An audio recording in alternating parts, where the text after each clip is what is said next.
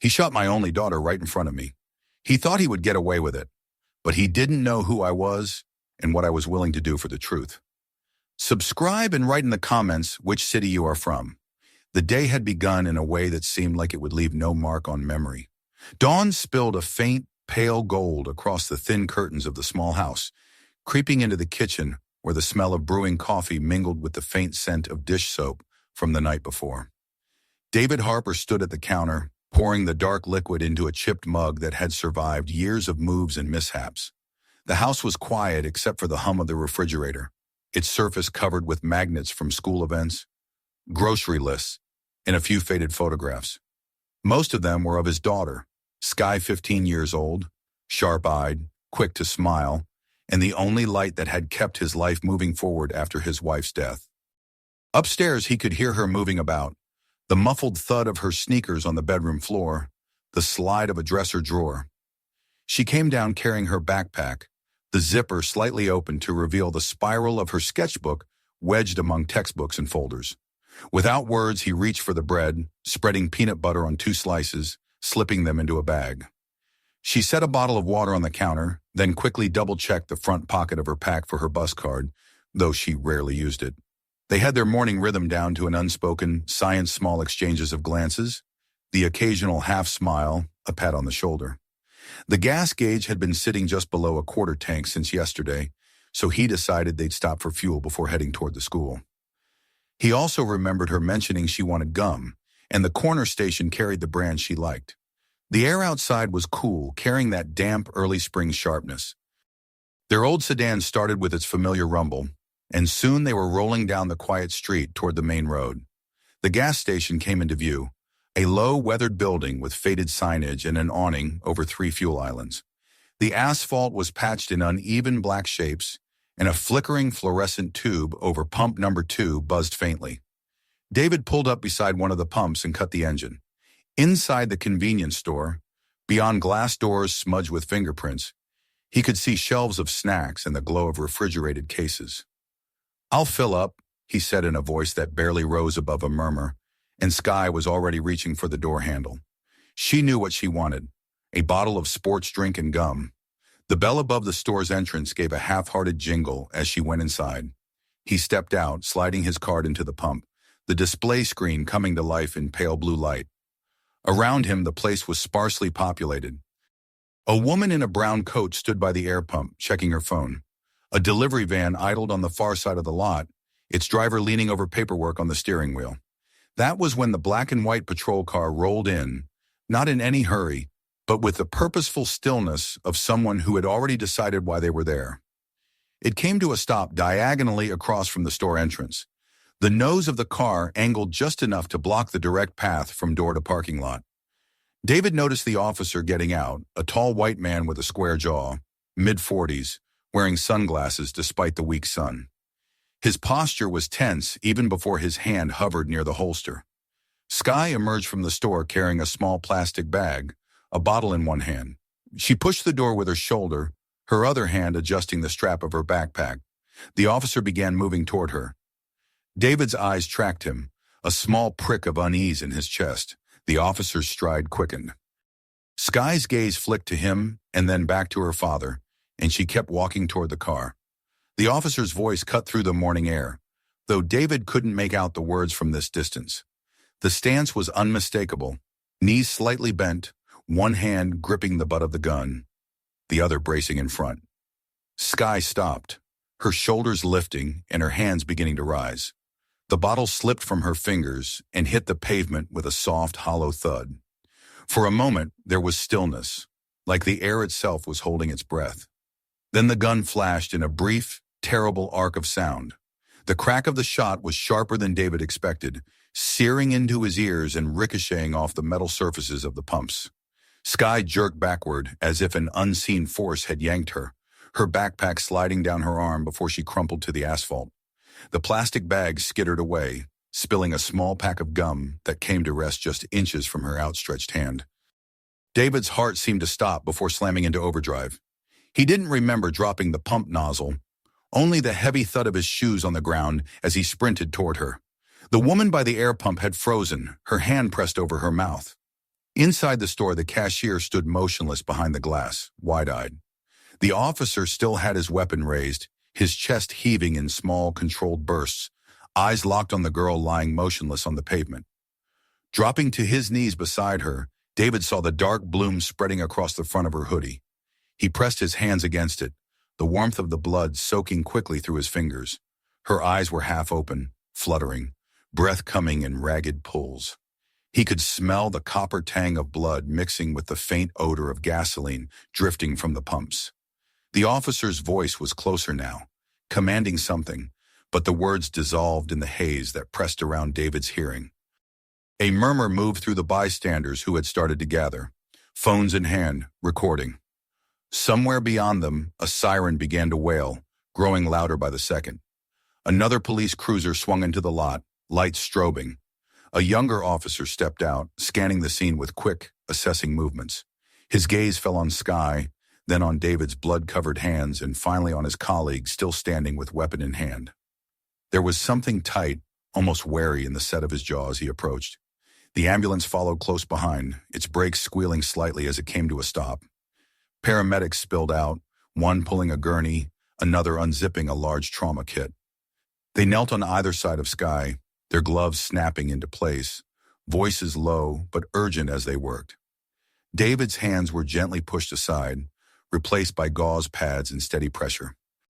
He rose only enough to keep his face close to hers, willing her to stay with him, to fight through whatever darkness was tugging at her. As they lifted her onto the stretcher, he moved with them, his knees stiff, his hands and forearms streaked with drying blood. The crowd had grown, people whispering, some shaking their heads. Cameras followed every movement, the lens catching the crimson stains on David's shirt and the rigid profile of the officer who had fired. The gurney was loaded into the ambulance and David climbed in after her, taking the small space at her head, gripping the rail to keep steady as the vehicle lurched forward. The doors closed, shutting out the murmur of voices and the thin morning light. Inside, there was only the steady beep of the monitor, the paramedics' clipped instructions, and the shallow, uneven breaths of his daughter. The gas station lot, with its flickering light and cracked pavement, fell away behind them, but David knew the image would never leave him. The way she had stepped out of the store, the bottle in her hand, the sound of it hitting the ground, and then the shot. These details were etched into him now, unshakable and permanent. The hum of the tires beneath them was the only thing tethering him to the present, carrying them toward the hospital and into the unknown stretch of hours that waited ahead. The siren's wail seemed to stretch the space inside the ambulance, winding tighter and tighter until it felt as if the air itself might snap. David sat wedged into the narrow seat by his daughter's head, gripping the metal rail above her. Every bump in the road made her body shift slightly under the straps, and each small movement sent a fresh jolt of fear through him. The paramedic at her side kept up a low, steady murmur of numbers and instructions, hands working with brisk precision over the blood-soaked hoodie. The smell inside was an intense mix of antiseptic wipes, metal, and the raw iron scent of blood. Through the rear windows, the world passed in fractured glimpses, traffic lights flashing red, storefronts sliding past, pedestrians turning their heads toward the sound before fading from view. When they reached the hospital, the ambulance slowed, its siren dropping to a softer wail before cutting off entirely. The sudden absence of that sound made everything feel too quiet. The doors swung open, and bright fluorescent light flooded in, reflecting off white walls and polished linoleum. The stretcher moved quickly, wheels clattering over seams in the floor. David, following so close his shoulder brushed the paramedic's arm. The hallway was a blur of pale green scrubs, clipboards, and machines with blinking lights. Voices called out over each other, directing the movement toward a set of swinging doors that led to the trauma bay.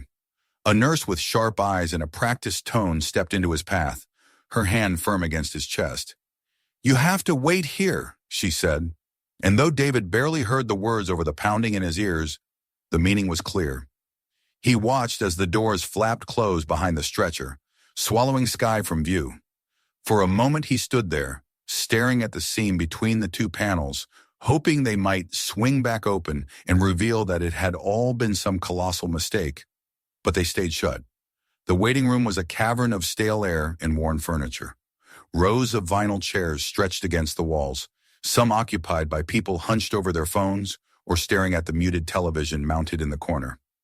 The screen showed a local news anchor's lips moving beneath a silent headline about traffic delays.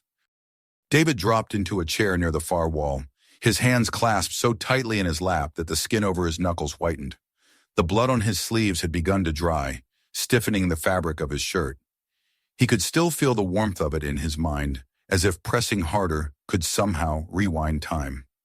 The minutes passed with a strange elasticity, sometimes stretching unbearably, other times snapping forward without warning. Every time the doors to the treatment area opened, his head lifted, scanning for a familiar face, but none of them were hers. A hospital volunteer in a blue vest stopped by once, offering him a bottle of water, which he took without drinking.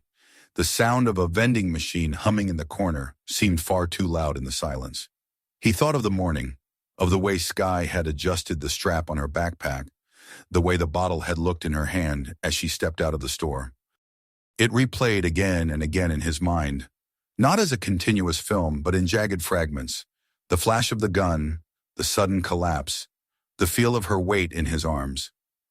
Grief hadn't fully landed yet. It was circling, waiting, held at bay by the stubborn need to know she was still alive.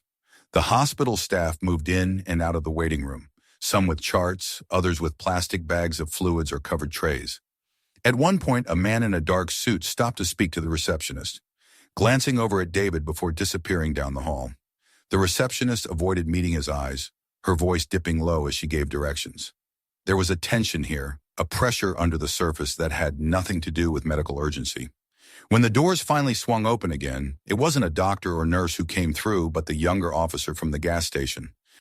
Michael Stanton was out of uniform now, wearing jeans and a gray hoodie, his hair slightly mussed as if he'd run his hands through it more than once.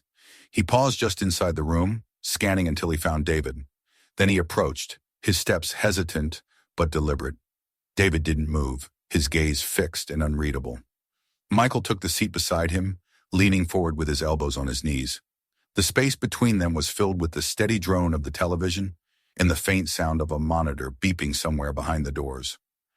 After a moment, Michael began to speak in a low, even tone, telling David what he had seen, that Skye had nothing in her hands, that the shot had come before she'd had any chance to speak or move. His words were careful but direct, each one falling like a weight between them. There was a pause after he finished, the kind of pause that could tilt toward gratitude or suspicion, depending on which way the air shifted. David turned his head slowly, studying the younger man's face, seeing not only the strain in his eyes but the quiet resolve behind it.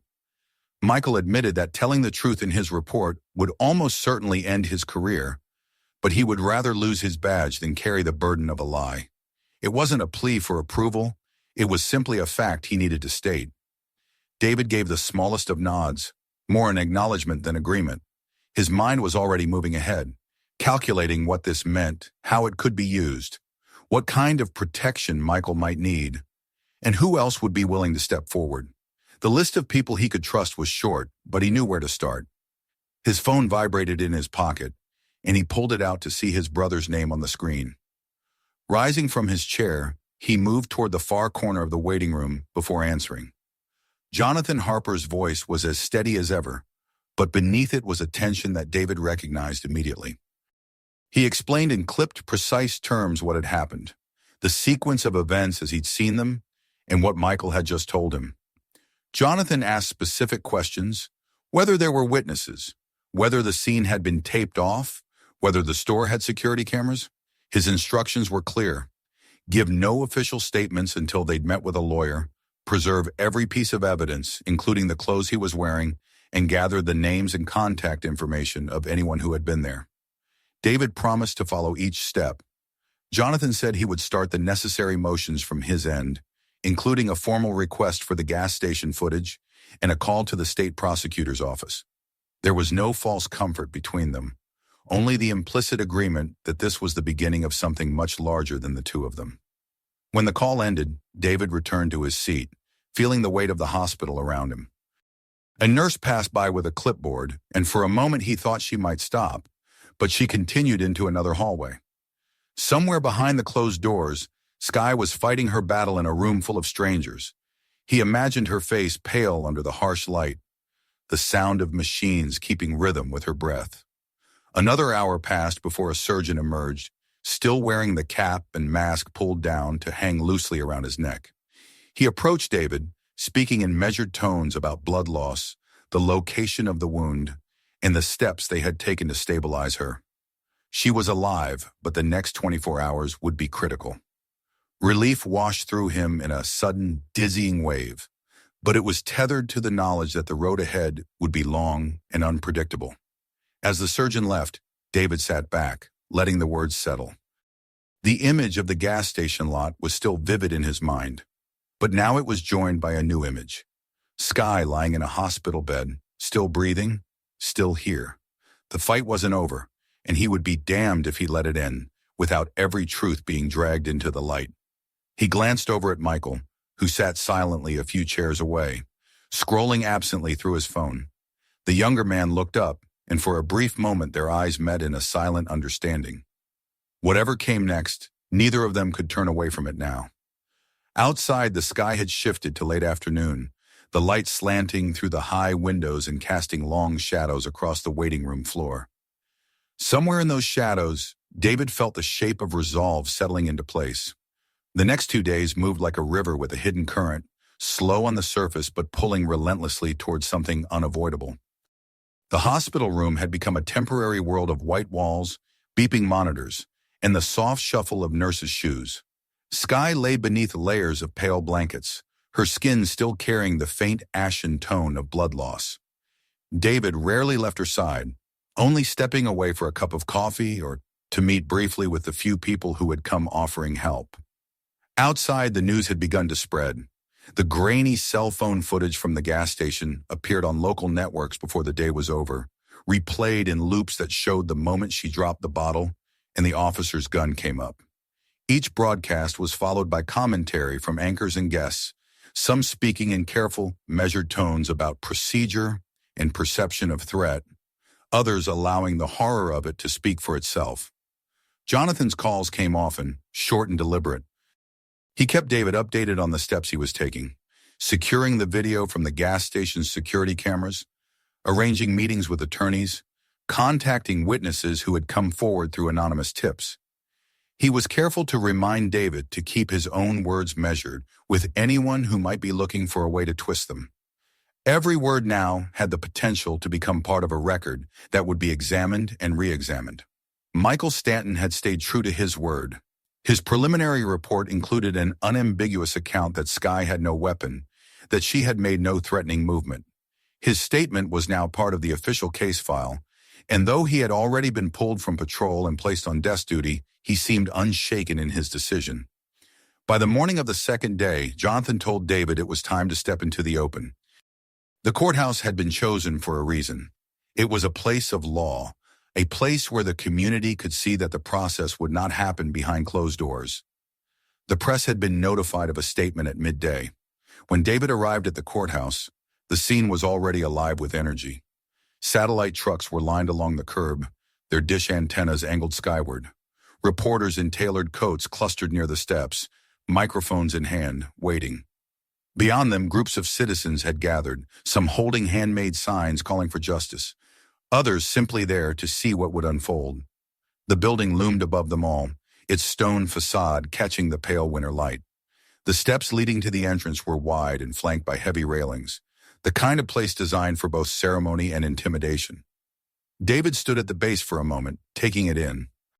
The air carried the scent of exhaust from the nearby street, mingling with the faint aroma of roasted nuts from a vendor's cart a block away.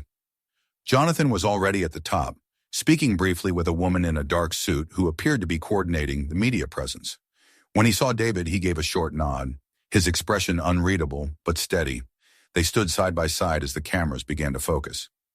Jonathan stepped forward first, his presence commanding attention without effort. His voice carried clearly, cutting through the murmur of the crowd as he laid out the facts. An unarmed 15-year-old girl shot by a police officer in a public place.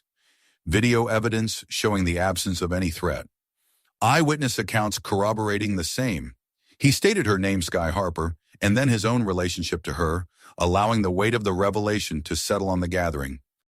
The highest-ranking black judge in the state was telling the public that this was not just another case, not just another tragic misunderstanding to be filed away. It was personal, and it was an abuse of power that would not be ignored.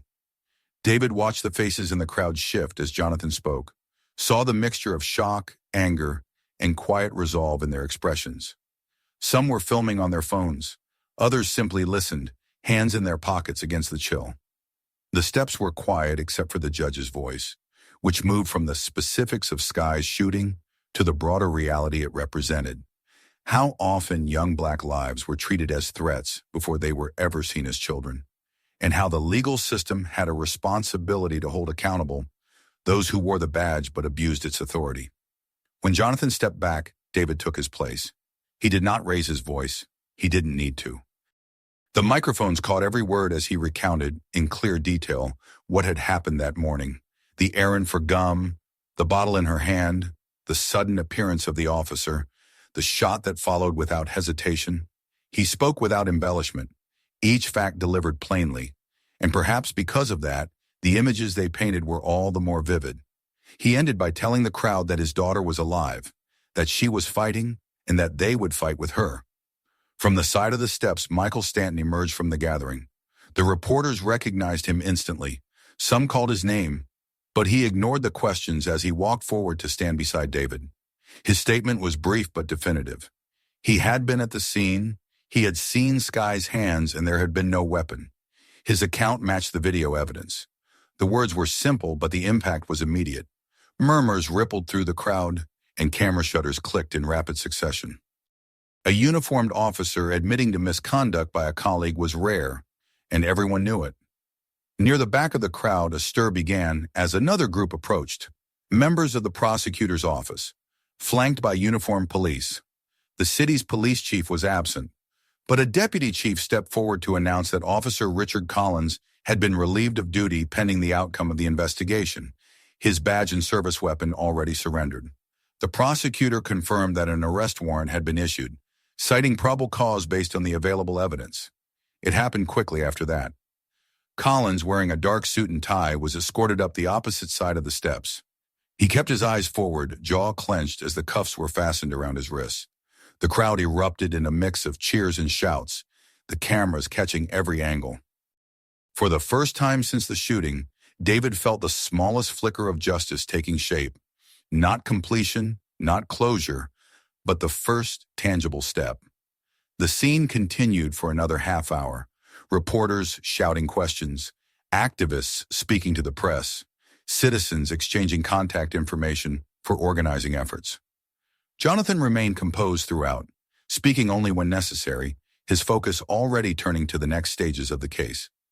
Michael slipped away quietly after giving a few statements, aware that his presence here would bring consequences inside the department before the day was over. As the crowd began to thin, David descended the steps, his mind already back at the hospital. The image of Skye lying in that bed pressed itself into his thoughts. All of this, the cameras, the headlines, the arrest meant nothing if she didn't recover. Yet he also knew that even if she healed, there would be scars no one could see. Scars left by the knowledge that her life had been weighed and found threatening in the eyes of someone sworn to protect. The drive back to the hospital was quieter than he expected. The city seemed almost unaware of what had just taken place in its courthouse, the rhythm of traffic and pedestrians moving as it always did. But David knew the story would spread, that it would ripple out beyond the city limits, drawing more eyes to what had happened and more voices to the demand for change. By the time he reached Skye's room, the late afternoon sun was slanting through the blinds, painting warm stripes across her blanket. She was still sleeping, her breathing steady under the soft hum of the monitors. David sat beside her, resting a hand lightly on her arm. Outside the window, the courthouse stood against the skyline, its stone walls glowing in the fading light. Somewhere inside, Collins was in custody, waiting for the legal machinery to turn. David understood then that what had begun on those courthouse steps was only the opening move. The rest of the battle would be fought in courtrooms, in city council chambers, in the quiet negotiations that shaped policy. And he was ready to see it through, because he knew that if they stopped now, if they let the moment fade, the truth would be swallowed back into the shadows where it had lived for too long. The light had touched it now, and there was no turning back. The night after the courthouse statement was quieter in Sky's hospital room than it had been since the day she arrived. The relentless hum of urgency that had followed her stretcher through the emergency bay had softened into the steadier rhythms of recovery machines that blinked and beeped in intervals. Nurses who came and went without rushing. David sat in the low chair by her bed, his frame hunched slightly forward, elbows resting on his knees. Outside the window, the city glowed in scattered points of light, the courthouse dome faintly visible against the darker shapes of the skyline. He thought of the handcuffs clicking shut around Colin's wrists and the look on the officer's face, a mixture of defiance and something else, a shadow that might have been the first edge of fear. But the image of his daughter lying here, skin pale against the white pillow, dwarfed every other thought. In the morning, the air in the room carried the scent of coffee from the hallway cart. A physiotherapist arrived, rolling in a lightweight frame and smiling gently as she explained that Sky would be trying to sit up today. David stayed close as they adjusted her pillows, slid an arm behind her back, and helped her swing her legs over the side of the bed. She winced but didn't complain, her focus fixed on the floor as if willing herself to reach it. When she finally did, her bare feet against the cool tile, David felt a knot loosen in his chest. The effort left her drained, but she managed a faint smile before lying back again. The days that followed blurred into a measured routine. Nurses changed her dressings, checked her vitals, encouraged her to eat. Friends from school sent drawings and handwritten notes, some clumsy with spelling but full of warmth. David taped them to the wall where she could see them, creating a patchwork of colors and words around the sterile hospital decor. In quieter moments, he noticed the way she traced the edges of one card with her fingertip, as if memorizing the shape of care it carried. Beyond the walls of the hospital, the city was moving. Jonathan kept David informed, his updates brief but precise. The school board had introduced a new program on civic responsibility and the rights of students, citing recent events without naming Sky directly. The police department had announced a pilot training program focused on de-escalation and bias recognition, mandatory for all active duty officers. At City Hall, a committee was forming to establish an independent oversight body with access to investigation records, a measure that had long been demanded by activists, but had never gained traction until now. 3 weeks after the shooting, the park in the center of the city became the site of a community forum. Volunteers had been there since early morning, setting up a small stage with a simple backdrop of fabric stretched between two poles. Folding chairs were arranged in rows, but many people stood along the edges or sat on the grass. Vendors from nearby streets brought carts of food and drinks, and the air was threaded with the smell of roasted corn, grilled meat, and fresh coffee. Hand-painted signs leaned against tree trunks, calls for justice, for safety, for change. David arrived with Sky at his side. She still moved slowly, her hoodie zipped up despite the mild weather, a bandage visible at her shoulder where the fabric gaped slightly. The crowd parted as they approached the stage, some people stepping forward to squeeze David's hand or murmur a greeting. Sky's eyes darted around, taking in the faces, some familiar from the neighborhood, others she had never seen before. There was a weight to their gazes, but also a current of respect that made her straighten her back just a little. When David took the microphone, the chatter settled into stillness. He began not with the shooting, but with Sky herself, her love of drawing, her habit of carrying a sketchbook, the way she could lose herself in the lines of a city street or the curve of a tree branch. He spoke about the morning of the shooting in the same clear, factual way he had at the courthouse. But here, among neighbors and community members, his voice carried the added weight of belonging. These were people who had seen him at the grocery store, on the sidelines of a school game, walking home from work. They knew him, and that made the truth harder to look away from. He talked about the days since the hospital rooms, the small victories of her recovery, the endless loop of images from that morning that still played in his head. He acknowledged the steps that had been taken so far, the arrest, the training programs, the oversight committee, but he was careful to remind them that these were beginnings, not conclusions. "What happened to my daughter," he said, his voice steady, "should never happen to anyone's child. It happened because somewhere along the way, fear became more powerful than truth, and suspicion became more powerful than seeing someone for who they are." The applause came in waves, not raucous but sustained, a sound that carried conviction. He spoke then about the role of the community, how silence and looking away were the soil in which such incidents took root. He urged them to watch, to record, to speak up, not just when it was their own family in danger, but whenever they saw injustice reach for someone else's life. "This is not about revenge," he said. "It's about dignity, about respect, and about the promise that our children will be seen for who they are, not what someone's fear decides they are." Skye stood beside him throughout, her hand lightly touching the edge of his jacket. She didn't speak, but her presence was its own statement. People in the crowd looked at her and saw not only the wounds she had survived, but the life she still carried forward. Some took pictures, others simply nodded, as if committing her face to memory as a reminder of why they had gathered. Jonathan attended without fanfare, standing toward the back with his arms folded. He listened, his expression composed, speaking briefly to a few community leaders during breaks between speeches. His work had been largely behind the scenes in recent weeks: letters to the Attorney General's office, procedural filings to ensure transparency, meetings with legislators about drafting clearer standards for use of force policies. He had deliberately kept himself from the front of the public events, understanding that the role of a judge required a certain distance. But his influence was woven through each development that had occurred since the shooting. By the time the forum ended, the sun had begun to drop lower in the sky, casting long shadows across the grass. The crowd lingered, forming small knots of conversation. Volunteers dismantled the stage backdrop, stacking chairs into neat rows. David and Skye walked slowly through the park, stopping occasionally as people approached to wish her well. She leaned her head briefly against his arm, a gesture that spoke more than any words. When they reached the street, David glanced back toward the park. The signs were being packed away, but the memory of them, the colors, the messages, the hands that had held them, remained vivid. He thought of the courthouse and the jail cell, where Collins now sat awaiting trial, of Michael Stanton preparing to testify despite the personal cost, of the slow gears of policy beginning to turn.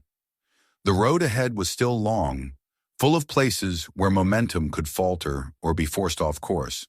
But something had shifted, and he intended to keep pushing until the shift became something permanent. That night, back at home for the first time since the shooting, David found himself standing in the doorway of Skye's room. The desk was just as she had left it, a half-finished drawing still taped to the surface. He reached out and touched the paper lightly, tracing the faint pencil lines. In the living room, he placed his jacket over the back of a chair and sat down, the quiet of the house settling around him. In the kitchen drawer, wrapped carefully in a clear plastic bag, was the shirt he had worn that morning, the dried blood still marking the fabric. He left it there, knowing it would one day be entered into the record as evidence. But for now, it was also a reminder, a weight he carried willingly. Before going to bed, he walked down the hall to check on Skye. She was already asleep, the blanket pulled to her chin, the soft light from the hallway spilling across her face.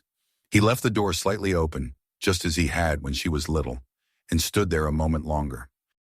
The city outside moved on as it always did, but in this house, in this family, the meaning of justice had been rewritten, and there would be no going back. The park, the courthouse, the hospital, all of them were connected now, not just by the path they had walked, but by the truth that had been forced into the light. And David knew that even when the cameras turned away, even when the trial was over, there would still be work to do. But for tonight, with his daughter safe in her bed and the quiet breathing of the house around him, he allowed himself to believe that change was not only possible, but already in motion. If this story moved you, make sure to subscribe so you don't miss what's coming next. Watch our next video to discover another powerful journey and explore our other videos for more stories like this. And please, share this one with someone who needs to hear it.